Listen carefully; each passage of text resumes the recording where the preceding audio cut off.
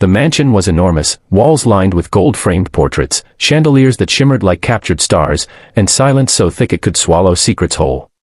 When Isabella stepped through those grand double doors for the first time, clutching her cleaning gloves and the letter of employment, she didn't know that by the end of the week, her entire world would unravel.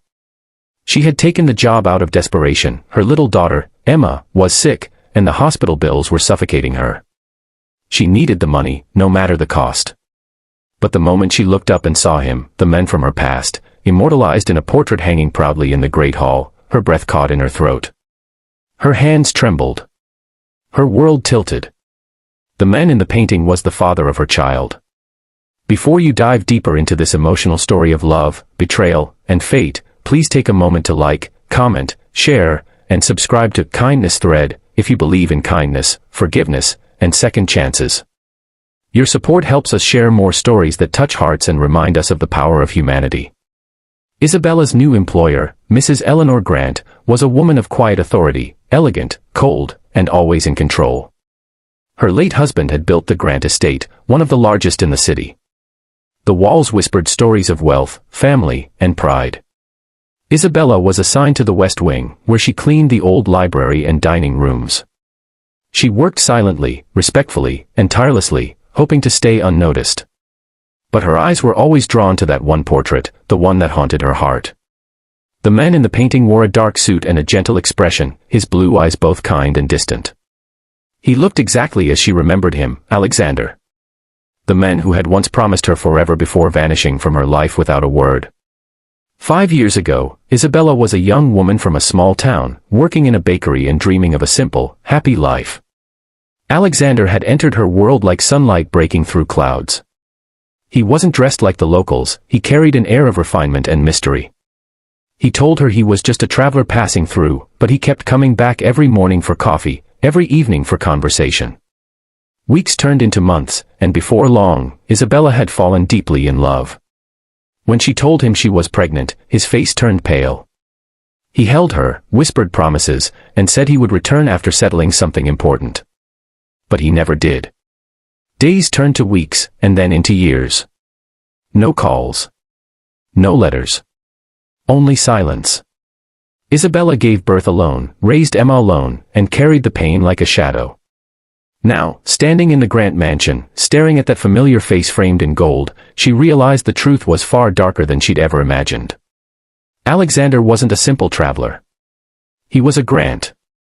And the portrait was proof, he belonged to this house, to this family, to the woman who now signed Isabella's paychecks. The thought made her knees weak. She wanted to scream, to demand answers, but she couldn't risk her job. Emma's hospital bills depended on her. So she stayed silent. She cleaned floors, polished silver, and tried to ignore the eyes of the men who had once loved her watching from the wall. Days passed in agonizing quiet until one afternoon, Mrs. Grant asked Isabella to dust the portraits in the main hall. Her heart pounded as she approached Alexander's painting. She reached out to wipe the frame, her yellow-gloved hand trembling. He was a fine man, Mrs. Grant's voice said from behind her. Isabella froze. My son, the older woman continued softly. He died 5 years ago in a car accident. Such a tragedy. Isabella's world spun. 5 years ago, that was when Alexander disappeared. That was when she'd given birth to Emma. Her vision blurred with tears. The truth hit like lightning. He hadn't abandoned her. He had died. All those years of anger, resentment, and loneliness had been built on a misunderstanding. Her knees buckled, and she held the edge of the frame for support. Mrs. Grant looked at her, puzzled. Are you all right, dear? The words burst out of Isabella before she could stop them. Ma'am, why is the father of my daughter in your portrait? The room fell silent. The older woman's face drained of color as her eyes flicked between Isabella and the portrait. For a long moment, neither spoke.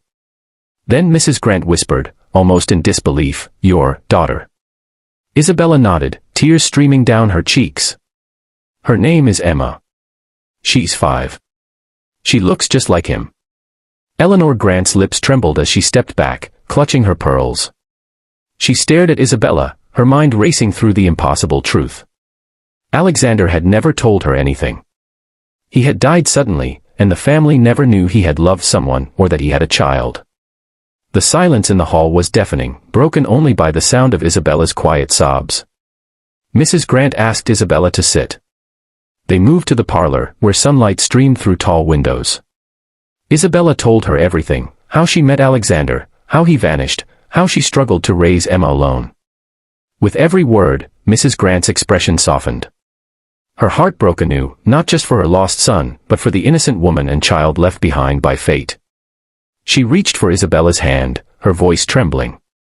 "My dear, if what you say is true, then your daughter, she's my granddaughter." For the first time in years, Isabella saw tears glisten in the eyes of another person who missed Alexander as much as she did. They sat in silence, united by grief, love, and the ghost of a man who had connected their worlds. In the days that followed, Mrs. Grant asked to meet Emma. Isabella hesitated. She feared judgment, rejection, or the loss of control over the only family she had left. But when Mrs. Grant met Emma for the first time, everything changed. The little girl, with her bright blue eyes and innocent smile, ran into her grandmother's arms as if guided by destiny. The sight melted every wall around Eleanor's heart. She wept openly, holding the child close, whispering, "You have his eyes, my love." From that day on, the mansion that once felt cold and distant became a home filled with laughter again. Mrs. Grant helped pay for Emma's medical treatments, enrolled her in a good school, and made sure Isabella never had to struggle alone again. The older woman told her, "You're part of this family now, Isabella. Alexander loved you, and he would want you both cared for." Isabella, overwhelmed with gratitude, could only cry and whisper thank you. She had spent years hating the world for taking away her happiness, not realizing that love had only been waiting to return in another form. The mansion's halls that once echoed with silence now rang with the sound of Emma's giggles and the aroma of Isabella's home-cooked meals. The portrait of Alexander still hung in its place, but now it wasn't just a reminder of loss, it was a symbol of connection. Every time Isabella passed it, she smiled softly and whispered, "We're okay now. She's safe." Life had come full circle. The woman who had once entered the mansion as a servant had found not just a home but a family. The cold walls had witnessed tears, forgiveness, and the healing power of love. Fate had been cruel, but it had also been kind enough to bring them back together through truth. If this story touched your heart, please like, comment, share, and subscribe to Kindness Thread. Your support helps us keep telling stories that remind us of the beauty in second chances and the strength of love that never fades. Special request, before you go, tell us in the comments, do you believe fate always finds a way to reunite hearts that are meant to be together? And as the evening sun bathed the Grant mansion in golden light, Isabella stood beside Mrs. Grant and Emma, her heart finally at peace.